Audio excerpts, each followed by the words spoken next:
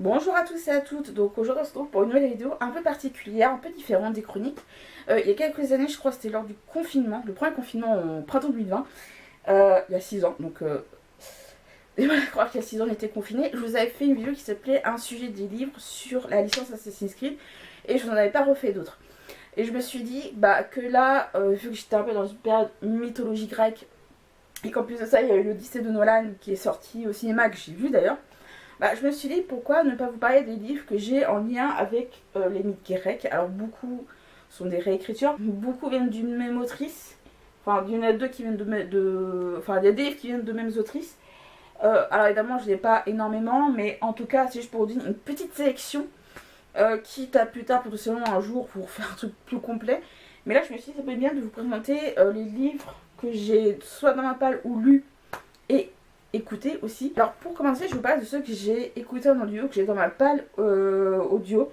Dans un premier temps, il y a quelques semaines, je vous avais présenté le Chant d'Achille de Maggie Miller et j'ai également de la même autrice Circe. J'ai beaucoup adoré le Chant d'Achille de Maggie Miller. Dans tous les cas, je vous mettrai les vidéos des chroniques que j'ai faites en barre d'infos pour ceux que ça intéresse et qui les auraient loupés, qui voudraient également les voir.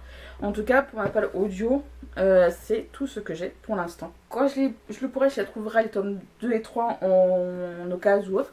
C'est Hadès et Perséphone de Scott Sinclair. Donc là, je les ai chez Hugo dans la collection Poche. Donc c'est de la romantaisie, c'est une réécriture 21e siècle de Hadès et Perséphone. Je pense que vous l'aurez très vite compris. Donc évidemment, dans celui-ci, Perséphone atterrit à Nouvelle-Athènes pour faire des études de journaliste et tout.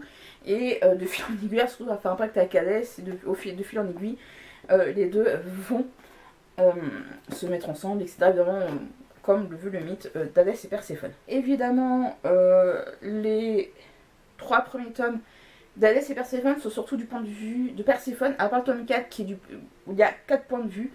Hadès, Perséphone, Thésée et Dionysos. Voilà, je suis désolée si je spoil, donc là on a 4 points de vue. Donc c'est ce qui fait que Scott Sinclair a publié Hadès, donc la saga.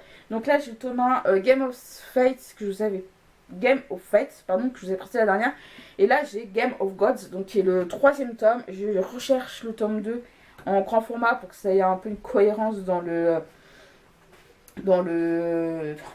bibliothèques. Et je n'ai pas le nom du tome 2 de cela, mais en tout cas voilà, moi j'ai trouvé ça intéressant pour le premier tome parce que c'est vraiment Hadès et Perséphone évidemment du point de vue d'Hadès. Donc celui-ci est en lien avec le premier tome d'Hadès et Perséphone du point de vue d'Hadès, et là c'est le tome 3 du point de vue d'Hadès, je présume, qui est pour le coup une belle briquette.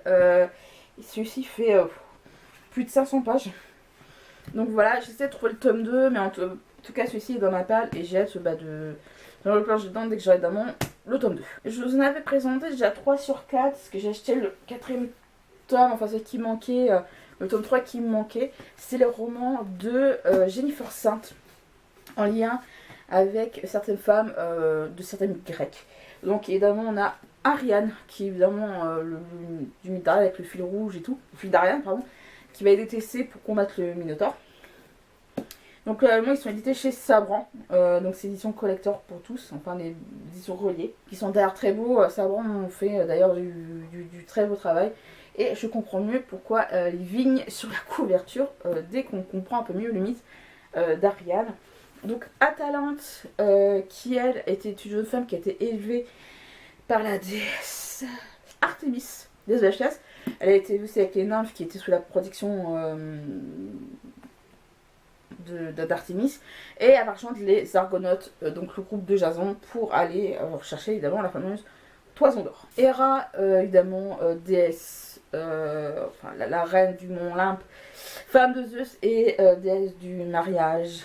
Voilà, c'était vraiment chouette d'avoir le point de vue de la reine, de Héra, de la déesse Héra, parce que c'est une déesse que on la connaît beaucoup en tant qu'épouse d'Hadès, mais c'est vrai qu'elle est énormément mise de côté par part de déesses comme Artémis, Athéna, il y a Aphrodite, Déméter. Elle est beaucoup mise de côté, et je trouve ça dommage qu'elle pourtant justement est la reine des dieux par son statut d'épouse de Zeus.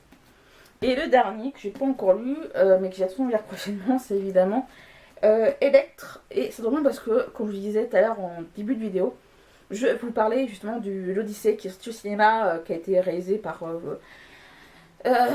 Christopher Nolan.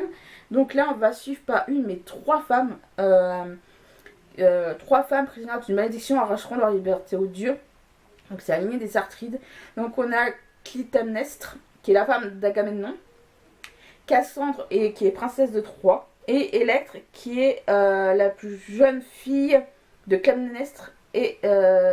Clytemnestre et d'Agamemnon. Donc au moins, là j'ai hâte de voir comment j'ai forcément va amener tout ça. Parce que pour Internet, on avait certes... non, pas pour Internet, Ariane, pardon. On avait certes le point de vue d'Ariane, mais on avait aussi par moments les points de vue de sa chaîne sœur Phèdre. Donc voilà, là ça allait. Mais c'est moi, j'ai du temps, on était avec Ariane. Là, j'ai hâte de voir comment Jennifer Aniston va relier ces trois femmes. Alors, j'ai vu que l'Ottoman, et je crois que c'était même la vidéo précédente que je vous avais dont je vous avais parlé, c'est évidemment la saga Lore Olympus.